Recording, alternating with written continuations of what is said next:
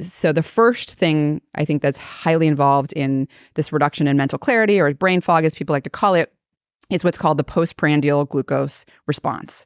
So that means blood glucose levels going up after a meal. And what happens is this: if you have a really high postprandial glucose response, you're eating a high glycemic index food, something that's definitely like a refined carbohydrate, for example, that'll really smash you. You're going to get this really sharp peak in glucose and then like a drop, or a sugar crash, as people like to call it. And so it's really hard for your brain to be functioning properly with that postprandial glucose response. And that's partly why you'll hear a lot of anecdotes, and myself included, people that have tried a ketogenic diet, or I used to always like to do podcasts in a fasted state, because you're not getting that postprandial glucose response is one thing. It really sort of evens it out. Yep.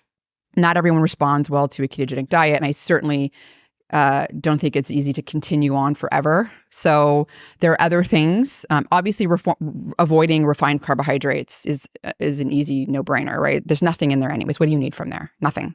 No micronutrients, no protein, right? Like, you're not getting anything from that. So that would be one thing to avoid, because that'll make sure you're not going super, super high, but you can still have it from a meal. And some of the things that you can do to mitigate that, one would be exercise snacks. So this is like doing a really short burst of intense, like vigorous exercise, 80% max heart rate, for like 1 to 3 minutes. And you do it 30 minutes up to an hour, either before or after a meal. So you kind of do it within this hour before or after a meal.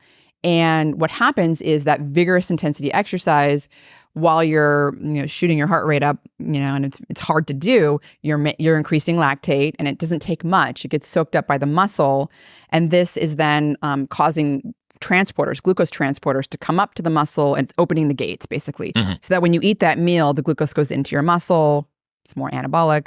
You want it to go there, and you're not getting that like huge rise and then drop in with the postprandial glucose response. So that would be the one thing. Exercise snacks. Yep. Lots of studies out there, especially with people with type 2 diabetes, have a problem, maintaining their blood glucose levels. The second thing would be food order, like the order you eat your macronutrients. On the plate?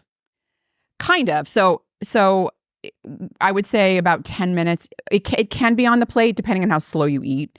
So if food order, there's been studies, again, largely in people with type 2 diabetes who have issues regulating their blood glucose.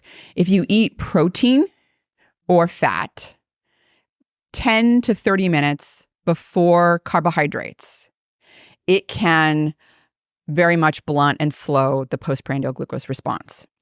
So if you have, like, let's say you eat a can of sardines before you're going to go to a restaurant, you're going to eat out, you're presumably going to eat more terribly than you would if you're cooking at home, right?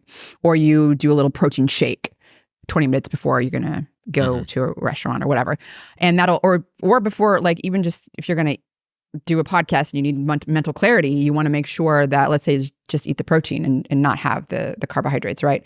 So what that does is it's doing essentially like increasing insulin so that when you do have that glucose, it's going. Prepped. It's prepped. If you were going out for dinner, presumably something else you could do is try and have the starter be steak tartare, tuna tartare, oysters, something like that, and just be like, can we just wait an extra 10 minutes on mains? Like, however long you think that we need, just give us another 10, and then you've encapsulated it within the entire meal. I guess as long as everybody else is on board with that. Otherwise, someone's had a bunch of bread and they want their whatever main course to come out. That's like the worst thing, is having the bread on the table first, right? Yeah, but it's so good. It is good, but like eat the steak tartare first and then go for the bread, right? You'll slow the glucose response. There's a place in Austin called Dean's Italian. It's just down the street from you. You should go. Dean's Italian. Yeah, I'm looking for restaurant recommendations, please. I'll send you some. Send me some more. Yeah. So Dean's, Three Forks, and there's somewhere else that I went the other evening that was phenomenal. But Dean's and Three Forks are the two steak restaurants I go to the most. But Dean's do this. They call it a bread crown. So it's like literally looks like a little crown that comes out kind of about that size. And there's a pot of whipped butter in the middle of this thing. And it's glazed on top. It's got like a salt glaze.